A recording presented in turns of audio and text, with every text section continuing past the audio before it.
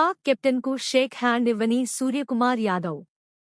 పాకిస్తాన్తో మ్యాచ్కు ముందు టాస్ సందర్భంగా team India captain Suryakumar Yadav Pak captain Salman అఘాతో షేక్ హ్యాండ్ ఇవ్వలేదు.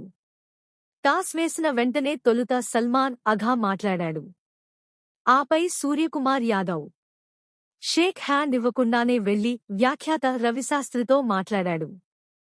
కాగా పహల్గామ్ ఉగ్రదాడి తర్వాత జరుగుతున్న ఈ మ్యాచ్ను బాయ్కాట్ చేయాలనే డిమాండ్లు వినిపించడం గమనార్హం. ఆసియా కప్ 2025లో భారత్ పాకిస్తాన్ మ్యాచ్ ప్రారంభమైంది. ఈ మ్యాచ్లో టాస్ గెలిచిన పాకిస్తాన్ కెప్టెన్ సల్మాన్ అఘా తొలుత బ్యాటింగ్ ఎంచుకున్నాడు. దీంతో భారత్ ఫస్టు బౌలింగ్ చేయాల్సి వచ్చింది. అయితే టాస్ సందర్భంగా ఓ ఆసక్తికర ఘటన జరిగింది. సాధారణంగా టాస్ సందర్భంగా ఇరు జట్ల కెప్టెన్లు షేక్ హ్యాండ్ ఇచ్చుకోవడం ఆనవాయితీ. అయితే team India captain Suryakumar Yadav Pak captain Salman అఘాకు షేక్ హ్యాండ్ ఇవ్వలేదు.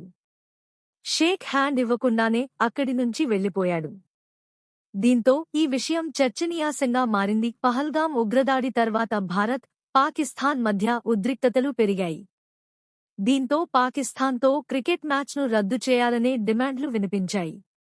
పలువురు మాజీ క్రికెటర్లు సహా పెద్ద సంఖ్యలో fans boycott Bharat, Pakistan match అని డిమాండ్ చేశారు. కానీ భారత ప్రభుత్వం మాత్రం ఈ మ్యాచ్లో టీమిండియా పాల్గొనేందుకు అనుమతి ఇచ్చింది. దీంతో ఆసియా కప్లో భారత్ పాక్తో మ్యాచ్ ఆడుతోంది. కొన్ని రోజుల నుంచి ఈ మ్యాచ్పై తీవ్ర వ్యతిరేకత ఉంది. సోషల్ మీడియాలోనైతే ఈ మ్యాచ్కు వ్యతిరేకంగా పెద్ద ఎత్తున ప్రచారం సైతం జరిగింది. కానీ బీసీసీఐ మాత్రం మ్యాచ్ నిర్వహణకే మొగ్గు చూపింది. ఈ పరిస్థితుల్లో భారత కెప్టెన్ సూర్యకుమార్ యాదవ్ పాకిస్తాన్ కెప్టెన్కు షేక్ హ్యాండ్ ఇవ్వకపోవడం గమనార్హం.